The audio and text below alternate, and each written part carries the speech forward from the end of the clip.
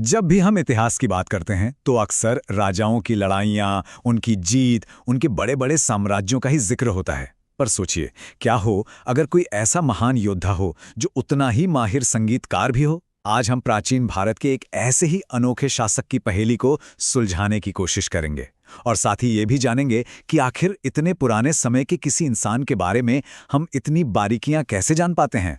एक खूंखार योद्धा और साथ ही एक माहिर संगीतकार, सुनने में थोड़ा अजीब लगता है ना?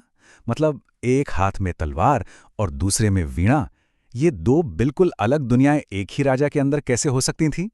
चलिए इसी दिलचस्प पहेली को सुलझाना शुरू करते हैं। तो हमारे पास जो पहला सुराग है ना, वो कोई कहानी या किस्सा नहीं है बल्कि एक ठोस सबूत है। ये देखिए, एक 1700 साल पुराना सिक्का और इस पर साफ साफ राजा समुद्रगुप्त को वीणा बजाते हुए दिखाया गया है। अब सोचिए, ये सिर्फ कोई शौक की बात नहीं रही होगी। ये उनकी पहचान का इतना जरूरी हिस्सा था कि उन्होंने इसे अपने साम्राज्य के सिक्कों पर हमेशा के लिए अमर कर दिया। तो कौन था ये संगीतकार राजा? सिक्के के अलावा हमारे पास और क्या सुराग हैं जिनसे हमें पता चले कि वो असल में कौन था और उसने क्या क्या किया? चलिए इसी की पड़ताल करते हैं। तो हमारी कहानी में एक स्टूडेंट है अरविंद, जो स्कूल के एक नाटक में एक राजा का किरदार निभाने वाला है और उसे ये जानकर बड़ी हैरानी होती है कि वो राजा एक कवि और संगीतकार भी था। तो अरविंद की तरह ही हमारे मन में भी यही सवाल उठता है, आखिर ये समुद्रगुप्त था कौन? और उसकी कहानी हमें इतिहास को समझने के एक बहुत बड़े सवाल की तरफ ले जाती है कि हम बीते हुए कल की कहानी को जोड़ते कैसे हैं। इतिहासकारों के पास इस पहेली को सुलझाने के लिए एक बहुत खास चाबी है और वो है एक विशेष शिलालेख। इसे आप पत्थर में खोदा एक टाइम कैप्सूल समझ सकते हैं, जो हमें सीधा समुद्रगुप्त के दरबार में ले जाता है। तो ये प्रशस्ति आखिर है क्या? देखिए, ये सिर्फ कुछ फैक्ट्स की लिस्ट नहीं है। ये तो एक राजा की शान में, उसकी तारीफ में लिखा गया एक काव्य है और इसे पत्थर पर इसीलिए उकेरा गया ताकि ये हमेशा हमेशा के लिए याद रहे। इससे हमें ये पता चलता है कि राजा चाहता था कि लोग उसे किस नज़र से देखें। और जानते हैं, इससे भी ज्यादा दिलचस्प बात क्या है? वो ये है कि ये प्रशस्ति लिखी कहाँ गई थी। इसे एक ऐसे पिलर पर उकेरा गया था जिसे सदियों पहले महान सम्राट अशोक ने बनवाया था। अब ये कोई इत्तेफाक नहीं था, ये एक बहुत पावरफुल मैसेज था कि समुद्रगुप्त अपनी विरासत को इतिहास के एक और महान शासक के साथ जोड़ रहा था। अब जरा प्रशस्ति की भाषा देखिए। इसमें लिखा है कि राजा का शरीर युद्ध में लगे सैकड़ों घावों के निशानों से ढका था और ये निशान उसे और भी आकर्षक बनाते थे। मतलब यहाँ घावों को कमजोरी की तरह नहीं, बल्कि सुंदरता और गर्व के निशानों की तरह दिखाया गया है।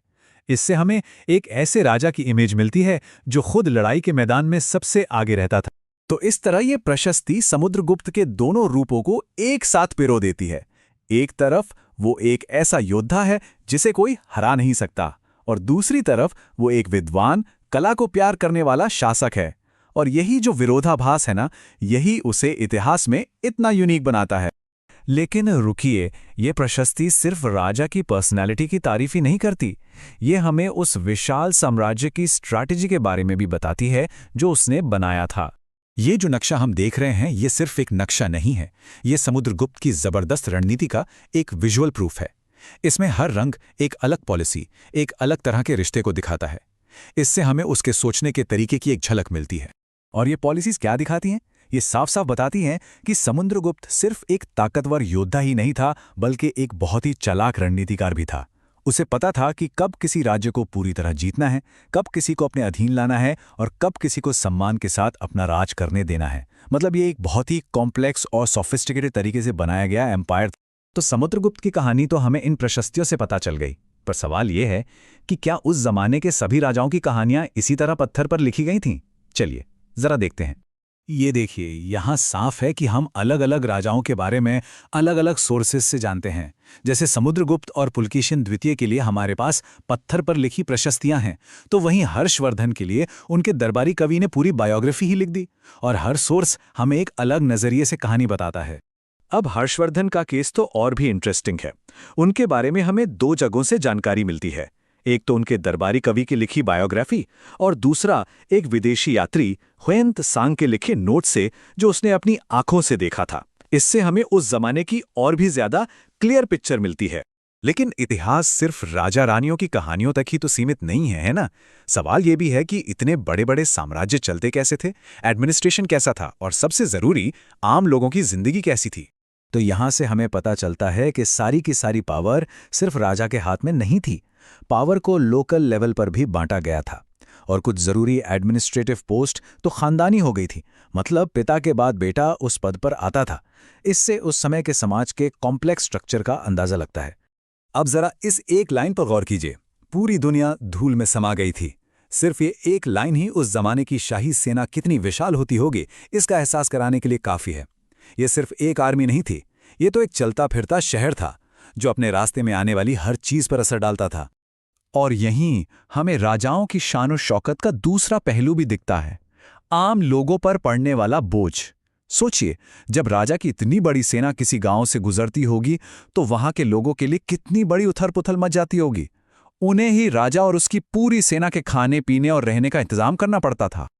और ये देखिए, एक विदेशी यात्री फाहियान ने क्या लिखा है। ये एक चौंकाने वाली बात है जो हमें उस समय की कड़वी सामाजिक सच्चाई दिखाती है। ये हमें याद दिलाता है कि शाही दरबार की चकाचौंध से परे समाज में बहुत गहरी असमानताएं भी मौजूद थीं। तो आखिर हमने इन सब से क्या समझा? यही कि इतिहास सिर्फ राजाओं के नाम और तारीखों की एक लिस्ट नहीं है।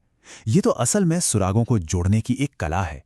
एक सिक्का, पत्थर पर लिखी एक कविता, एक यात्री के लिखे हुए कुछ शब्द, इन्हीं टुकड़ों को जोड़कर हमने 1700 साल पहले की एक पूरी दुनिया को फिर से बनाने की कोशिश की। और ये हमें एक बहुत ही दिलचस्प सवाल पर लाकर छोड़ता है। सोचिए, आज से 1700 साल बाद हमारा समाज भविष्य के इतिहासकारों के लिए पीछे क्या सुराग छोड़ेगा? क्या वो हमारी डिजिटल फाइल्स को पढ़ पाएंगे? हमारे सोशल मीडिया पोस्ट का उनके लिए क्या मतलब होगा? हमारे छोड़े हुए ये सुराग हमारी कहानी को किस तरह से बयान करेंगे? इस पर सोचिएगा जरूर।